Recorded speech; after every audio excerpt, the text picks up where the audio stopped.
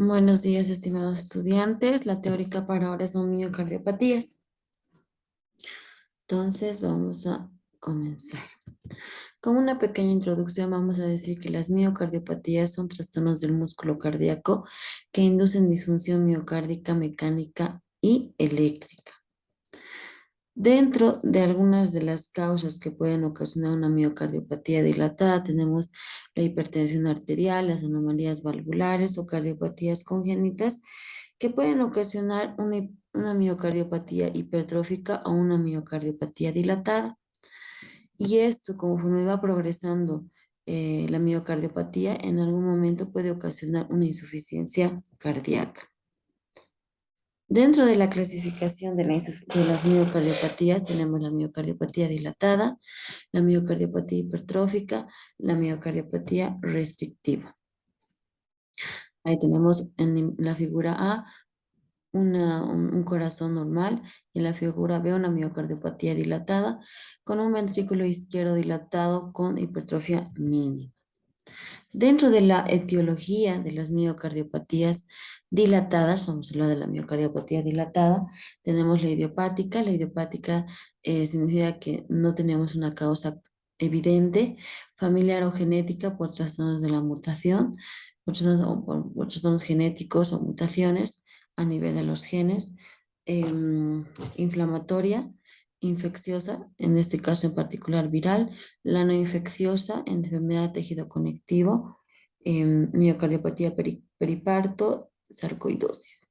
Tóxica, ingestión crónica de alcohol, agentes quimioterapéuticos como la doxorubicina, el trastuzumab, metabólicas, por ejemplo, el hipotiroidismo, la hipocalcemia, neuromuscular por distrofia muscular o miotónica. Tenemos, ¿no? Consumo crónico del alcohol, agentes virales, y vamos a hablar cada una de ellas. Tenemos la primera, lo que es la miocardiopatía dilatada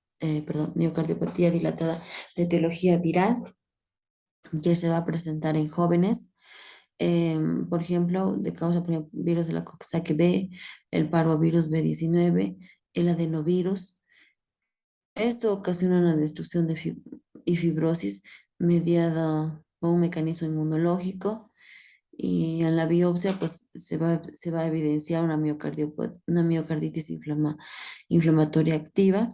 Dentro del tratamiento puede ser fármacos inmunosupresores que de alguna manera pueden mejorar el pronóstico. Sin embargo, em, eso se autolimita de manera espontánea con una recuperación completa del corazón, ¿no? Entonces, dentro de la fisiopatología de una miocardiopatía viral, interviene la infección viral, interviene una respuesta inmunitaria innata o adaptativa, lo que ocasiona una miocarditis activa. Si es que se elimina el virus, si no se elimina, ocasiona una miocarditis viral crónica, que puede ser que puede ocasionar una lesión miocárdica menor o una lesión miocárdica grave.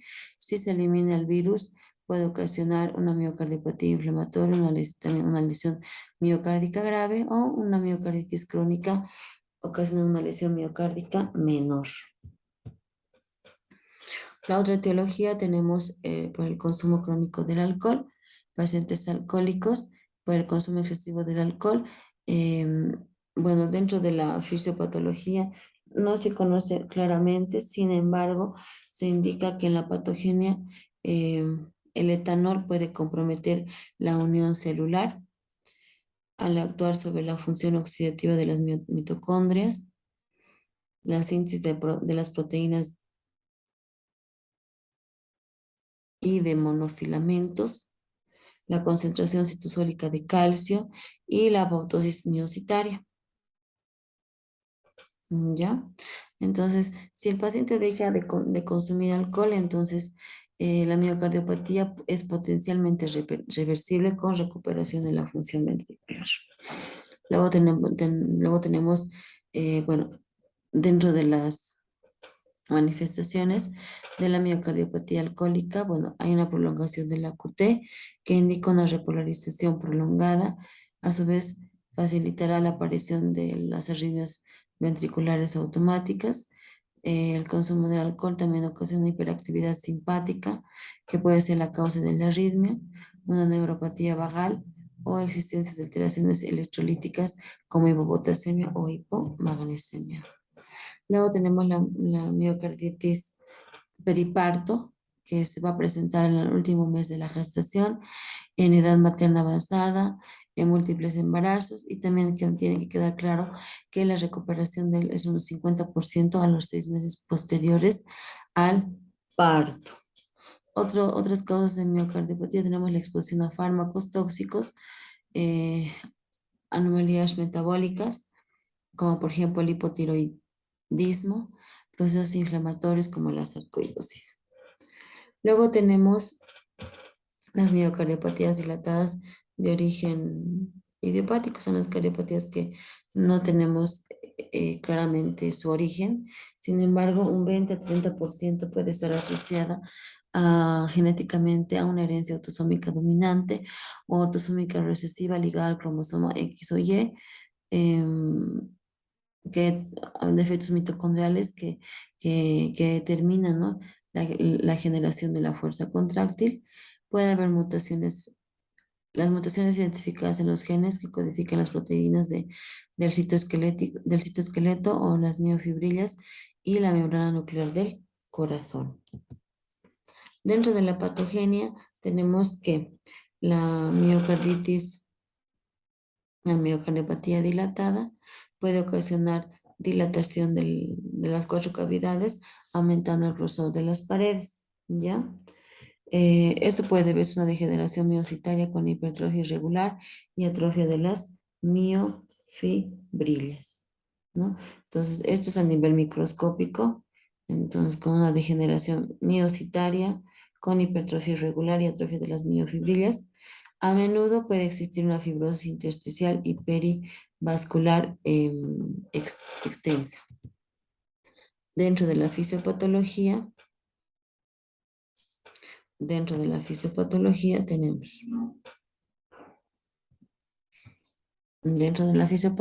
tenemos una lesión miocitaria,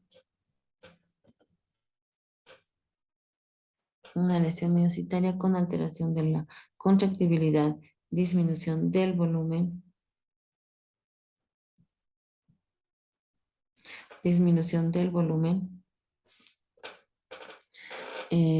minuto. Esto puede deberse por aumento de las presiones de llenado ventricular, eh, que pueden ocasionar una congestión pulmonar o una congestión sistémica. Ocasionando una congestión pulmonar, el paciente puede tener las manifestaciones clínicas como por ejemplo la disnea, la ortopnea, la ortopnea,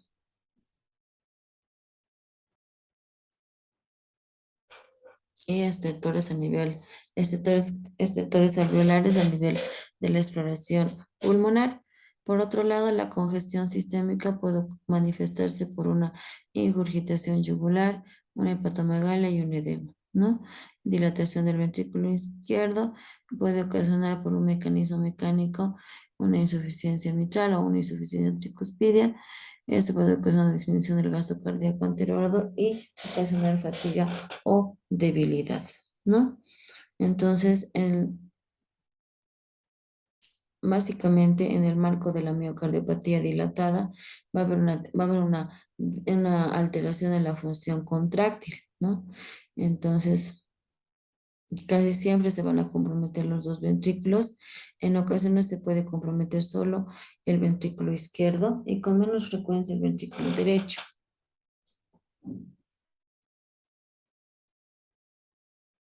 Entonces, como va a haber una alteración a nivel de lo que es la función contráctil, va a haber una alteración a nivel de lo que es la disminución de lo que le decía el volumen minuto y disminución del gasto cardíaco. Esto va a activar dos mecanismos compensatorios. El primer mecanismo compensatorio va a ser la de Frank-Starling, en el cual va a aumentar el volumen diastólico ventricular, en que el aumento del volumen diastólico ventricular incrementa el estiramiento de las miofibrillas y con ello el volumen latido subsecuentemente. Por otro lado, el segundo mecanismo compensatorio es la activación neurohumoral mediada, mediada al inicio por el sistema nervioso simpático, ¿ya? Y esta última, bueno, ocasiona incremento de la frecuencia cardíaca y de la contractibilidad y de alguna manera ayuda, ¿no?, a amortiguar el gasto cardíaco.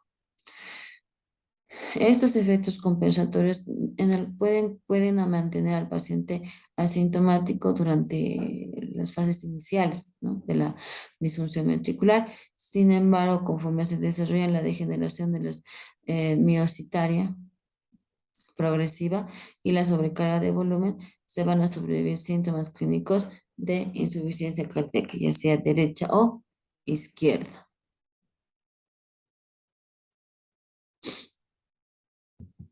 Dentro de, pues, esta alteración de la función contráctil, lo que va a ocasionar es que va a ocasionar lo que es la disminución del gasto cardíaco, ¿no es cierto? Que si supera los dos mecanismos de acción ya mencionados, puede ocasionar disminución del volumen plasmático efectivo. ¿No ve? Entonces, al disminuir el volumen plasmático efectivo, disminuye el flujo sanguíneo renal y esto hace que se active a nivel del aparato yoctalomedular la renina, estimule la renina y esta va a estimular la angiotensina 1 y luego la angiotensina 2 gracias a la enzima convertidora de la angiotensina y eso va a promover a lo que es a la aldosterona eh, que, que se va a encontrar a nivel de lo que es de la glándula suprarrenal en su fase, en su capa glomerular, que esta a su vez va a ocasionar la absorción de agua, eliminación de hidrógeno y potasio, ¿no? Agua y sodio. Entonces, por un lado. Por otro lado, la angiotensina 2 actúa sobre los receptores AT1 y AT2. Dentro de los receptores AT1 ocasiona vasoconstricción, crecimiento celular, retención de agua y sodio y activación simpática. Y de los AT2 ocasiona vasodilatación, antiproliferación y quininas.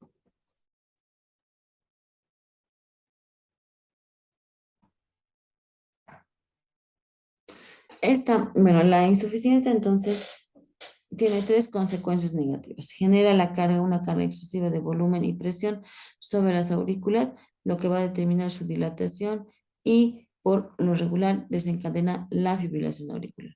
Por otro lado, la otra consecuencia de la insuficiencia que tiene que el reflujo de la sangre que va a ir que se va a ir hacia la aurícula izquierda disminuye aún más el volumen latido anterogrado hacia la aorta y la circulación sistémica.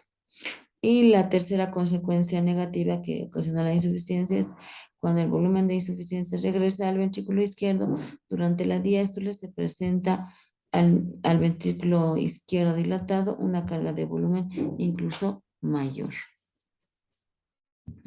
Dentro del cuadro clínico tenemos, dentro de los hallazgos clínicos podemos tener las manifestaciones clínicas que corresponden a una insuficiencia cardíaca congestiva. Dentro de los síntomas de la insuficiencia cardíaca congestiva tenemos que son síntomas generados por el gasto cardíaco anterogrado bajo, que incluyen fatiga, sensación de inestabilidad, disnea durante el ejercicio, por un efecto de la disminución de la perfusión tisular. La congestión pulmonar provoca disnea, ortopnea, la disnea paroxística nocturna, mientras que esto es la congestión pulmonar, mientras que la congestión venosa sistémica crónica ocasiona ascitis, edema periférico, em,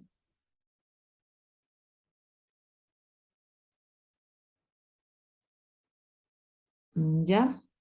Entonces el paciente en etapas iniciales pues lo va a tomar como una ganancia ponderal reciente, ¿no?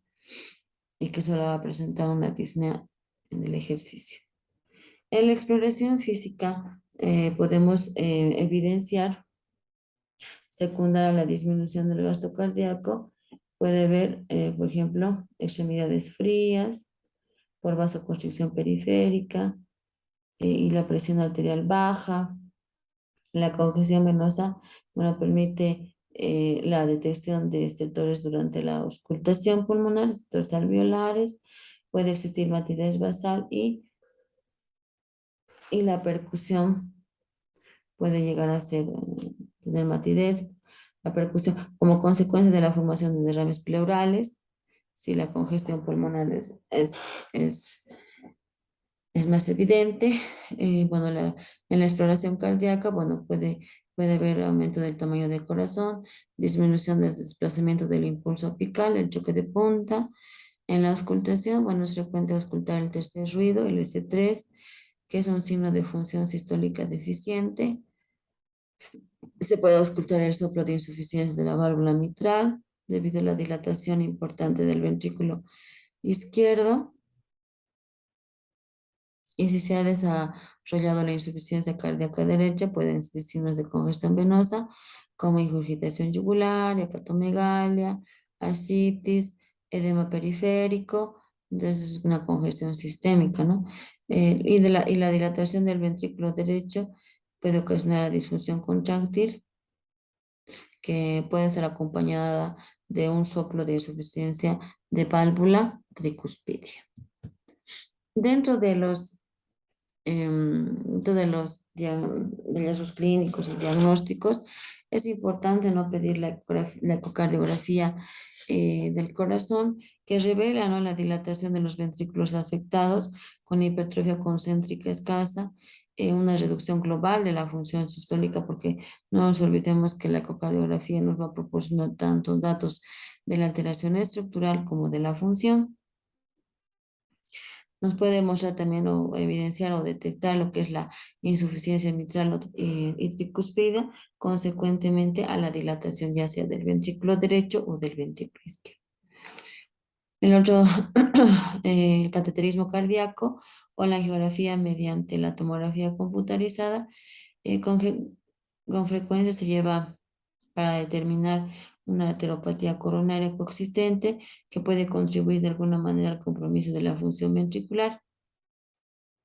Esto va a resultar para el diagnóstico útil en pacientes con síntomas de angina o infarto agudo de miocardio. ¿Ya? Por lo regular, las medidas hemodinámicas van a revelar la elevación de las presiones diastólicas derechas e izquierdas y la disminución del gasto cardíaco. En ocasiones se puede tomar una biopsia transversal del ventrículo derecho durante el cateterismo con la intención de determinar la etiología de la miocardiopatía. La resonancia magnética, bueno, con frecuencia es útil, ¿no?, para valorar la miocardiopatía dilatada, sobre todo para identificar la inflamación miocitaria. Dentro del tratamiento tenemos el objetivo del tratamiento en la miocardiopatía dilatada es disminuir la remodelación de los ventrículos dilatados, reforzar la función miocitaria, aliviar los síntomas ya sea de congestión pulmonar o de congestión sistémica, prevenir las complicaciones y mejorar sobre todo la supervivencia a largo plazo. Y para tal efecto tenemos tres pilares del tratamiento. Tenemos los diuréticos que nos permiten aliviar lo que son las congestión tanto de pulmonar como la congestión sistémica. Los YECAS y los ARA2, que como ya habíamos visto anteriormente, intervienen en el sistema renina-angiotensina-aldosterona, que esa va a promover la remodelación cardíaca. Entonces, al dar YECAS y ARA2, disminuimos lo que es el remodelamiento cardíaco. Luego tenemos la angiotensina, eh, mm, bueno, inhibidor de la aldosterona. Eso utilizamos ya, sobre todo, por ejemplo, la espironolactona, que es una antagonista de la aldosterona, que pues básicamente nos permite disminuir lo que es la remodelación cardíaca, mantener lo que es. Y bueno, y esto va a mejorar lo que es la sintomatología y sobre todo algunos estudios hablan que puede reducir la mortalidad en personas con miocardiopatía dilatada. Con respecto a la prevención y tratamiento de las arritmias cardíacas, em, en estos pacientes se puede presentar, por ejemplo, arritmias auriculares, ventriculares, cuando la miocardiopatía está avanzada. Y un 40% va a estar asociada la mortalidad en pacientes que van a presentar, por ejemplo, taquicardia o fibrilación ventricular. Es importante mantener, ¿no?, las concentraciones de los electrolitos séricos dentro dentro de los parámetros aceptables, ¿no? Sobre todo el potasio y lo que es el magnesio.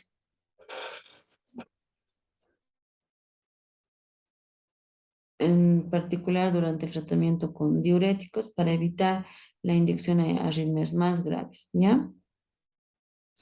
Ahora puede haber antiarrítmicos disponibles que no previenen, ¿no?, la muerte por arritmias ventriculares, ¿no?, ocasionadas por miocardiopatía dilatada. De hecho, cuando se utilizan en pacientes con función deficiente del ventrículo izquierdo, muchos fármacos antiarrítmicos pueden agravar el trastorno del ritmo. La miodarona, bueno, es el fármaco, es un antiarrítmico de clase 3 que se ha estudiado bastante en la miocardiopatía dilatada.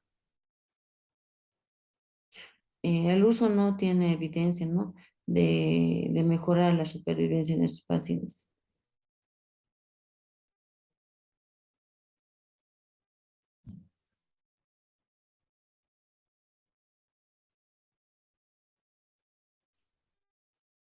¿Ya? Eso. Entonces, bueno, dentro de nuestro tratamiento, bueno, una miocardiopatía dilatada ya avanzada, bueno, se puede proponer un trasplante cardíaco que mejora, ¿no?, la supervivencia a los 5 años, pero sin embargo, no hay muchos donadores, ¿no? Ahora vamos a ir a lo que es la miocardiopatía hipertrófica. La miocardiopatía hipertrófica tiene una incidencia aproximadamente de 500 personas en la población general. ¿Ya? Esta se va a caracterizar por una hipertrofia del ventrículo izquierdo, cuya causa no es ya la sobrecarga crónica de presión.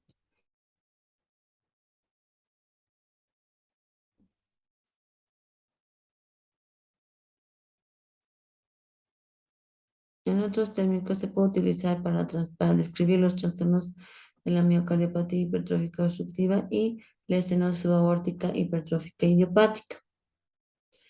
En este trastorno, la función contráctil sistólica del ventrículo va a estar vigorosa, va a estar conservada.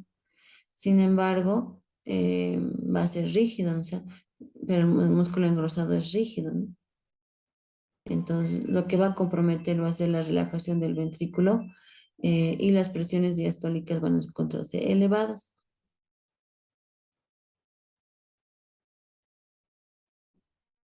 ¿Ya? Dentro de la etiología de la miocardiopatía hipertrófica tenemos idiopática, de igual manera, no se conoce bien la causa, genética, un trastorno familiar, en la que la herencia sigue un patrón autosómico dominante con penetración variable, y van a estar implicados cientos de mutaciones en varios genes distintos. Las proteínas codificadas por los genes responsables son parte del complejo de la sarcómera e incluyen la cadena pesada de la miosina tipo beta, por ejemplo, las troponinas cardíacas y la proteína C de de la unión de la miosina. Bueno, se piensa, ¿no?, que la incorporación de estos péptidos mutados a la sarcómera compromete la función contráctil.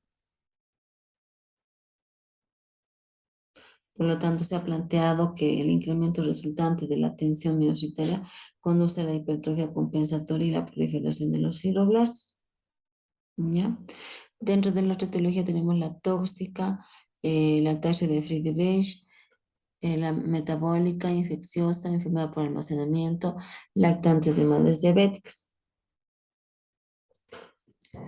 Dentro de la patogenia, podemos ver que hay una afectación en la región septal asimétrica del tabique ventricular. Esto, a diferencia de la hipertrofia ventricular que deriva de la hipertensión de la arteria, hipertensión arterial sistémica, en la que los miocitos crecen de manera uniforme y permanecen ordenados. En este caso, las fibras van a ser anchas, tienen van a estar rodeadas por fibroblastos cardíacos y van a tener o sea, no van a crecer de manera uniforme, sino de manera caótica, ¿ya?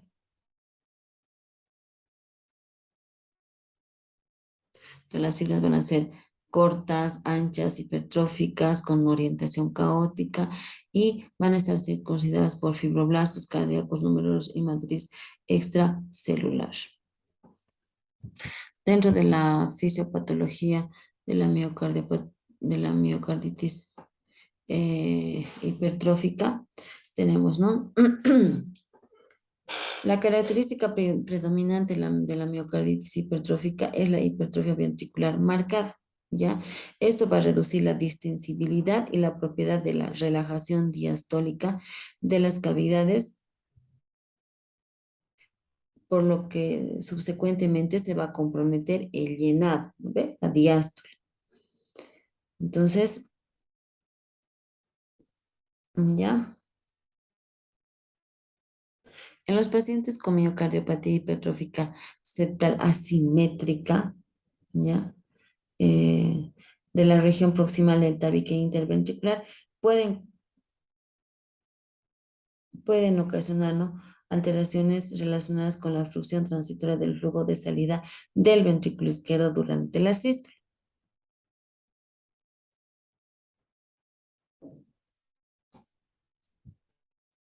Y ahí tenemos, ¿no?, la miocardiopatía hipertrófica no obstructiva y la miocardiopatía hipertrófica obstructiva, que la vamos a llevar en este momento, vamos a explicar. Dentro de la fisiopatología, ¿no?, como podemos, de la miocardiopatía hipertrófica, los miocitos desordenados e hipertróficos pueden inducir arritmias cardíacas o arritmias ventriculares capaces de producir en algún momento síncope o una muerte súbita, ¿ya? Y compromiso de la relajación diastólica del ventrículo izquierdo, que induce el incremento de las presiones de llenado del ventrículo izquierdo y la disnea. Si existe una obstrucción dinámica del flujo de la salida del ventrículo izquierdo, va a ser común que se acompañe de la insuficiencia mitral, que contribuiría en alguna manera a la disnea y también y la, y la capacidad limitada para elevar el gasto cardíaco durante el ejercicio, que puede precipitar en este caso a un síncope de esfuerzo. El engrosamiento de la pared del ventrículo izquierdo, así como la presión sistólica elevada que se relaciona con la obstrucción del tracto de salida, van a contribuir al aumento del consumo miocárdico de oxígeno y pueden precipitar a la angina y el gasto y ocasionar, ¿no?, disminución de lo que es el gasto cardíaco. Y la presión diastólica final también está comprometida en la hipertrofia del ventrículo izquierdo. Dentro de la ahí tenemos, ¿no?, la miocardiopatía hipertrófica sin obstrucción del tracto de salida. Tenemos una hipertrofia de las paredes que va a determinar aumento de la rigidez y del compromiso de la relajación de la cavidad. Va a haber una disminución de la distensibilidad ventricular, alterando la relación presión-volumen normal, ¿no? Entonces, aunque la contracción sistólica del ventrículo izquierdo es vigorosa o más es vigorosa en la miocardiopatía hipertrófica, la hipertrofia de las paredes determina el aumento de la rigidez y el compromiso de la relajación de la cavidad, ¿ya? Lo que va a lo que va a ocasionar la disminución de la distensibilidad ventricular con la alteración, o que lo que va a alterar la relación de la presión volumen normal, lo que a su vez hace que la curva que hace que la curva de llenado diastólico pasivo se desplace hacia arriba. Y la elevación asociada con la presión diastólica del ventrículo izquierdo se transmite en sentido retrógrado, lo que va a conducir al aumento de las presiones auriculares izquierdas, venosa, pulmonar y capilar. Por tanto, es secundario esta congestión pulmonar por superación de la presión venocapilar, va a ocasionar disnea, en particular durante el ejercicio, que va a ser un síntoma muy frecuente en este trastorno. Luego tenemos la miocardiopatía hipertrófica con obstrucción de la salida, ¿ya? La tercera parte de la miocardiopatía hipertrófica con obstrucción de la salida va a ocasionar alteración de la válvula mitral anterior, en donde va a protruir el tabique engrosado. La miocardiopatía hipertrófica con obstrucción de salida, las presiones de la aurícula izquierda, la presión venosa en cuña derivan tanto de la disminución de la distensibilidad ventricular como de la obstrucción de la salida del flujo, ¿no? Entonces, alrededor de la tercera parte de los pacientes con miocardiopatía hipertrófica manifiestan, ¿no?, obstrucción sistólica al flujo en el tracto de salida, ¿ya? El mecanismo eh, va a implicar un movimiento anómalo de la válvula mitral anterior en dirección al tracto de salida del ventrículo izquierdo. Esto va a producir hacia el tabique engrosado, en que producir el tabique, ¿no? El proceso, bueno, puede intervenir, se puede explicar de dos maneras, de tres maneras. La primera, que durante la contracción ventricular, la expulsión de la sangre hacia la válvula aórtica es más rápida que la usual. ¿Ya? La segunda es que el flujo de rápido genera fuerzas de Venturi que atraen de manera anómala a la válvula mitral anterior en dirección al tabique durante la contracción. La tercera, que la válvula mitral anterior se aproxima y apoya sobre el tabique hipertrófico, lo que induce una obstrucción transitoria del flujo de salida hacia la aorta. Entonces, los pacientes con obstrucción y con miocardiopatía hipertrófica con obstrucción de salida, las presiones son altas a nivel de lo que es la aurícula izquierda y, y obviamente aumenta lo que es la presión venocapilar en cuña, ¿ya? Y durante la obstrucción sistólica se desarrolla un gradiente de presión entre el segmento principal del ventrículo izquierdo y el tracto de salida distal a la obstrucción. Y la presión sistólica ventricular alta va a aumentar lo que es la tensión del pared y el consumo. El consumo, perdón, un momentito. Ya, ¿no? Y el consumo miocárdico de oxígeno, ¿no? Por lo que puede ocasionar una angina y como habíamos indicado, esta se va a acompañar con alteración de o sea, puede llevar lo que es alteración a nivel de la valva mitral anterior hacia el tabique, haciendo de que la válvula mitral no se cierre en forma apropiada durante la sístole y esto desencadena en insuficiencia mitral. Al incrementar, ¿no?, la presión auricular de la aurícula izquierda y la presión venocapilar puede agravar los síntomas de la disnea, así como contribuir a la fibrilación auricular.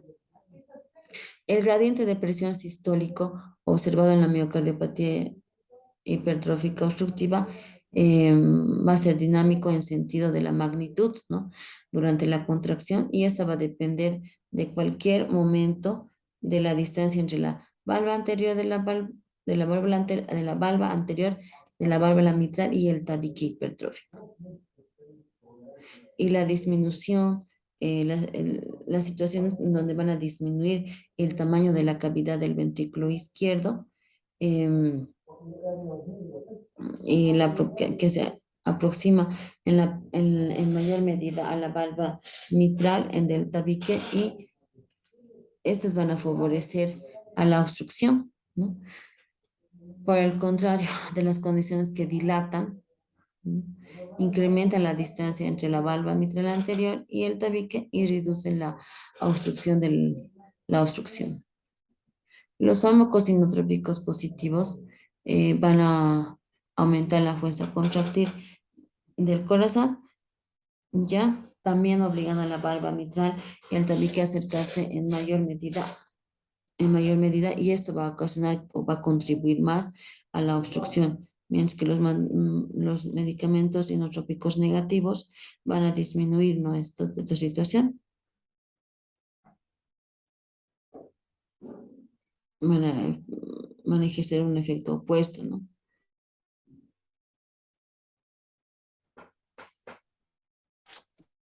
Eso.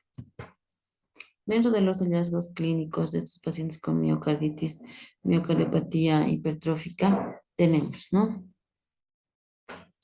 Eh, en etapas iniciales, ya, no puede presentar síntomas, no pueden ser nulos, ¿no? Pero sin embargo, conforme va progresando la miocardiopatía hipertrófica, puede generar limitaciones físicas intensas. Los síntomas frecuentes van a ser lo que son la disnea, que deriva de la elevación de la presión diastólica en el ventrículo izquierdo, en consecuencia de la presión venocapilar. Los síntomas se va a exacerbar de mayor medida por la presión sistólica elevada del ventrículo izquierdo y la insuficiencia vital identificada en pacientes con obstrucción del tracto de salida. Asimismo, tenemos que los pacientes con miocardiopatía hipertrófica a menudo pueden referirlos a angina, incluso en ausencia de una arteropatía coronaria obstructiva.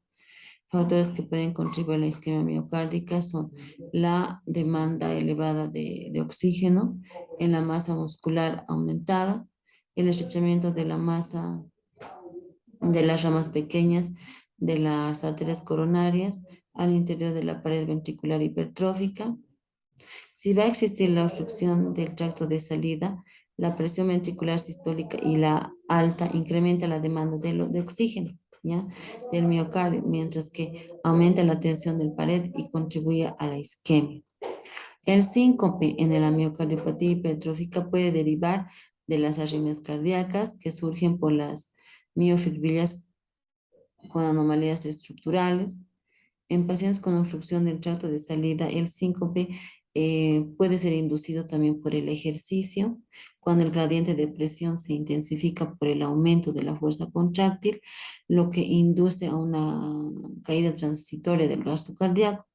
También va a ser común la sensación de inestabilidad de tipo ortostático en pacientes con obstrucción del tracto de salida. Esto ocurre debido a que el retorno venoso hacia el corazón es menor al estar de pie por efecto de la acumulación gravitacional de la sangre en las extremidades inferiores. Ahora, el tamaño de los ventrículos izquierdos disminuye en, entonces y la obstrucción del tracto de salida se intensifica, lo que va a reducir de manera transitoria el gasto cardíaco y la perfusión cerebral. Cuando se presentan lo que son las arritmias, en este caso, por ejemplo, la fibrilación auricular, o, no es tolerable, va a comprometer, ¿no? En la fibrilación auricular se compromete el llenado diastólico, ¿no? Que puede agravar los síntomas de congestión pulmonar.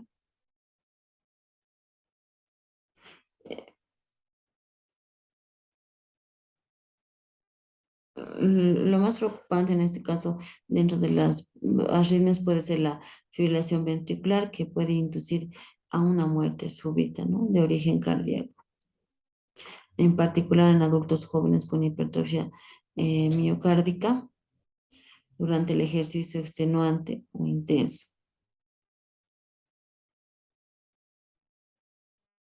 Y eso podemos pensarlo. El paciente joven que no tiene ningún tipo de cardiopatía, ¿no? Podemos pensar que sean defectos genéticos por mutaciones, ¿no? Un antecedente de familiar de muerte súbita, ciertas mutaciones de alto riesgo para la miocardiopatía hipertrófica.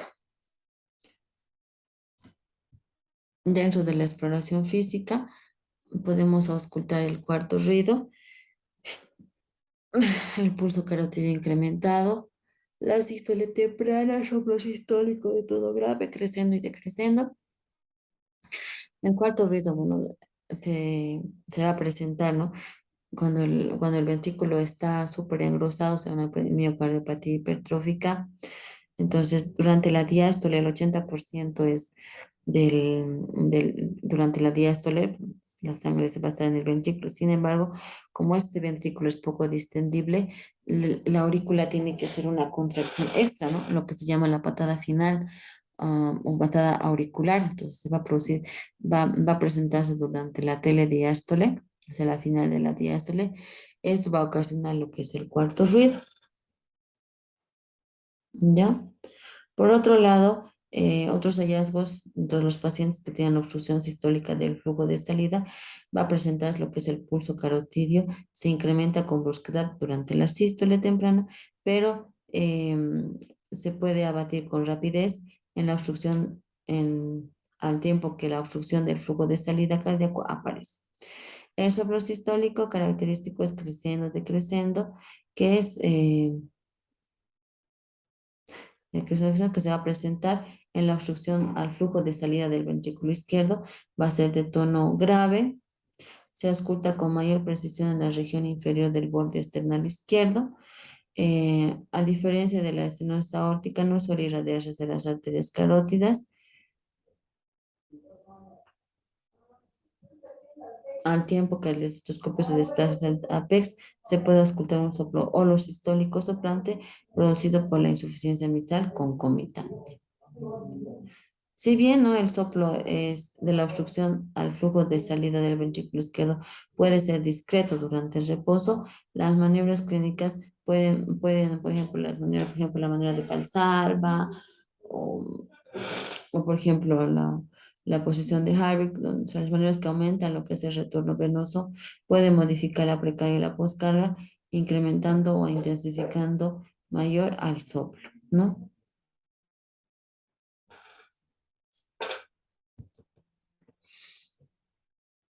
Ahí está, ¿no? Entonces, estas maniobras, la de Valsalva, la de cuclillas, la de Bedesón, aumentan lo que es el soplo, en lo que es en la estenosis aórtica, en la miocardiopatía hipertrófica.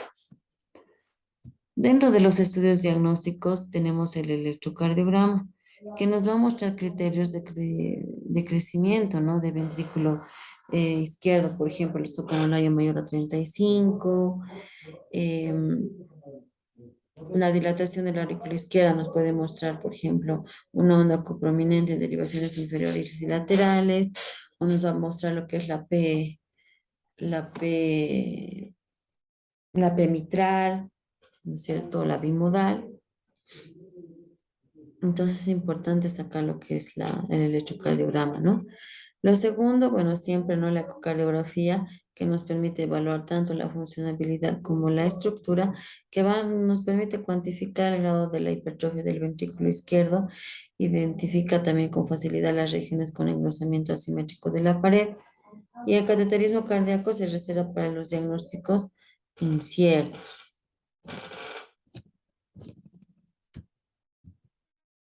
Dentro del tratamiento vamos a tener a los beta bloqueadores que constituyen el tratamiento estándar para las miocardiopatías hipertróficas, ¿no? ¿Por qué? Porque uno va a reducir la demanda de miocárdica de oxígeno al disminuir la frecuencia cardíaca y la fuerza contráctil.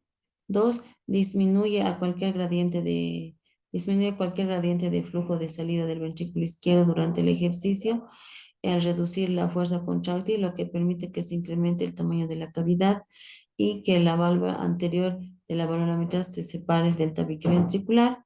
Tres, va a prolongar el periodo de llenado diastólico ventricular pasivo como consecuencia de la disminución de la frecuencia cardíaca.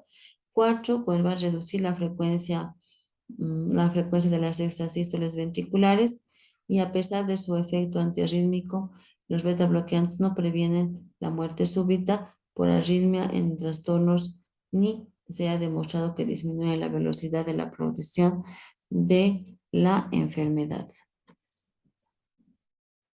Dentro del tratamiento, bueno, tenemos antagonistas de los canales de calcio, con un efecto beneficioso sobre la relajación y el llenado de los ventricular, la capacidad para ejercitar a los pacientes que no responden a los beta bloqueantes, y esto es como un tratamiento de segunda línea, ¿no?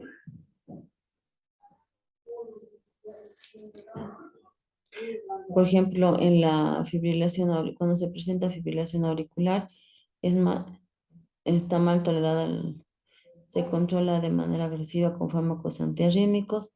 En este caso puede ser la amiodarona o la disopiriamida, es un antiarrítmico de clase 1A, y la amiodarona es un antiarrítmico de clase 3, que también cuenta con propiedades inotrópicas negativas que pueden ayudar a disminuir la obstrucción del tracto de salida del ventrículo izquierdo.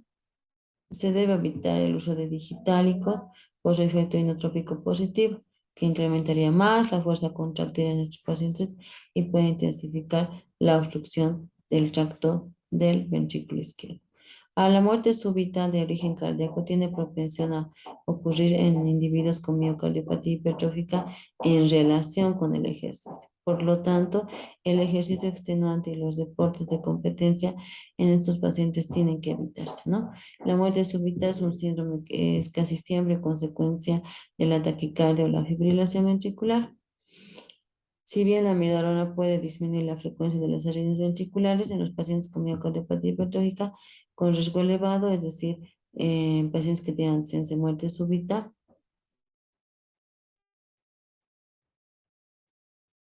debe colocar, debe colocarse, ¿no? Como tratamiento.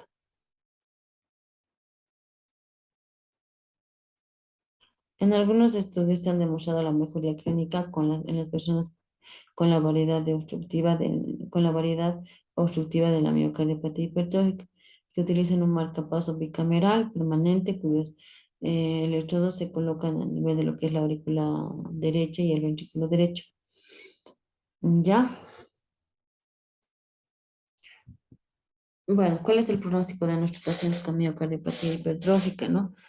La incidencia de muerte súbita es de 2 a 4% por año en adultos y en niños y adolescentes es de un 4 a 6%. Ahora finalmente vamos a ver lo que es la miocardiopatía restrictiva. La miocardiopatía restrictiva es menos común que la miocardiopatía dilatada o que la miocardiopatía hipertrófica. La presencia de los ventrículos se va a presentar los ventrículos con rigidez anormal, con compromiso de llenado diastólico, pero por lo general con función sistólica normal o casi normal. Esto se va a deber a a una fibrosis, una cicatrización del endomiocardio, infiltración del miocardio por una sustancia anormal. ¿Ya?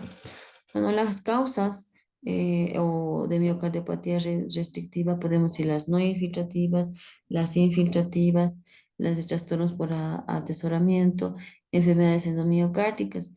Por ejemplo, las no infiltrativas tenemos la idiopática, que es de etiología no filiada o desconocida, la esclerodermia, que es una alteración del tejido conectivo, las infiltrativas, por ejemplo, la amiloidosis, la sarcoidosis, de los trastornos por atesoramiento, hemocromatosis, glucogenosis y la glucogenosis. La enfermedad endomiocárdica, la fibrosis endomiocárdica, síndrome hiperoeosinofílico, tumores metastásicos y radioterapia. La amiloidosis primaria se debe al depósito, bueno, de fragmentos de la cadena ligera, ¿no? Y la inmunoglobulina secretada por el tumor de las células plasmáticas. Dentro de la amiloidosis secundaria se caracteriza por la presencia de amiloide AA, que es un marcador sérico inflamatorio. Amiloide es distinto a los trastornos inflamatorios crónicos como la artritis reumatoidea y es menos frecuente la amiloidosis hereditaria, ¿no? Que va a ser un trastorno autosómico dominante en la que las miofibrillas de amiloide, a partir de las mutaciones puntuales de las proteínas transtiretina, no.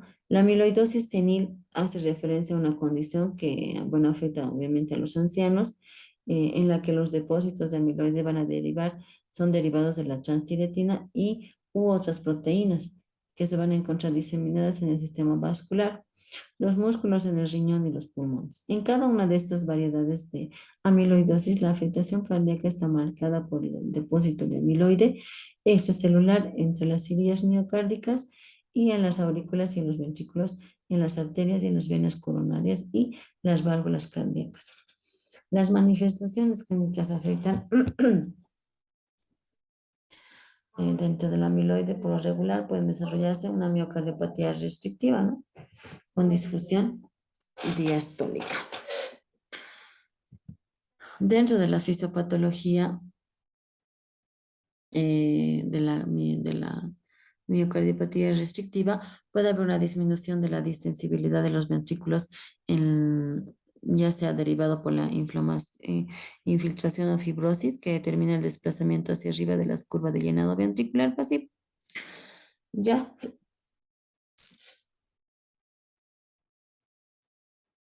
que va a generar presiones diastólicas altas anormales. Esto tiene como con dos consecuencias principales. La primera, incremento de las presiones venosas sistémicas y pulmonares, y esto va a conllevar consecuentemente a la congestión vascular derecha e izquierda. Dos, disminución del tamaño de la cavidad ventricular con limitación de llenado latido y el gasto cardíaco. Y ahí tenemos, ¿no? Los hallazgos clínicos derechos, que van a ocasionar la citis, hepatomegalia, hepatoyugular, incremento de la presión venosa central o periférica, edema en miembros inferiores, fatiga, etc. Dentro de los, también podemos presentar dentro de la exploración física, por ejemplo, los estertores pulmonares, la ingurgitación de las venas del cuello, ya les había dicho lo que es la citis, el síndrome de Kussmaul, que básicamente se presenta en la pericarditis constrictiva. Dentro de los estudios diagnósticos tenemos la radiografía de tórax, que con frecuencia nos va a mostrar un corazón de tamaño normal con signos de congestión pulmonar. En el electrocardiograma suele revelar alteraciones inespecíficas de lo que es la ST y la onda T, que puede existir trastornos en la conducción como bloqueo auriculoventricular y bloqueo de rama derecha de las CEGIS. ¿Ya? Y también tenemos, por ejemplo, la tomografía, la resonancia magnética, que también nos permite, ¿no?, evaluar la miocardiopatía restrictiva, como podemos ver ahí en la imagen, ¿no? Entonces, en el miocardio rígido aumenta la presión diastólica ventricular, esto es la congestión venosa, y consecuentemente va a haber irritación yugular, hepatomegalia, ascitis y edema periférico. La disminución de llenado ventricular o una disminución del gasto cardíaco, que se va a manifestar como con debilidad y fatiga.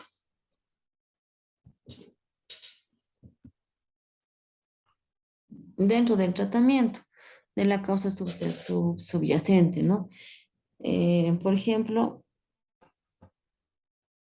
en la miocardiopatía restrictiva puede ser, el tratamiento suele dirigirse a la causa subyacente.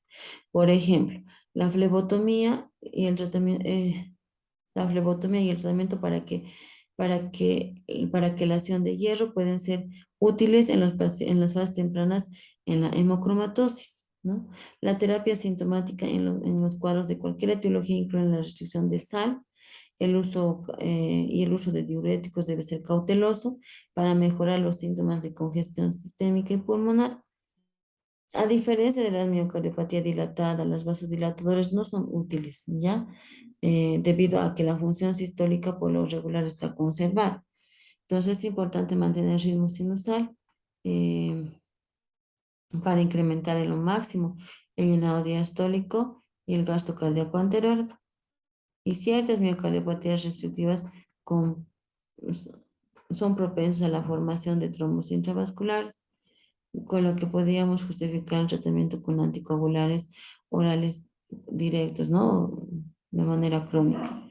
Y en caso de amiloidosis primaria, se ha comprobado que la quimioterapia seguida de la trasplante autólogo de las células troncales de la médula ósea son efectivas en pacientes específicos con afectación cardíaca, en este caso en fase temprana. ¿Ya? Bueno, con esto hemos concluido las, las miocardiopatías, que son de tres clases: la miocardiopatía dilatada, la miocardiopatía hipertrófica, la miocardiopatía restrictiva y su fisiopatología y trastorno de cada una de ellas y las características que conllevan secundario a las mismas.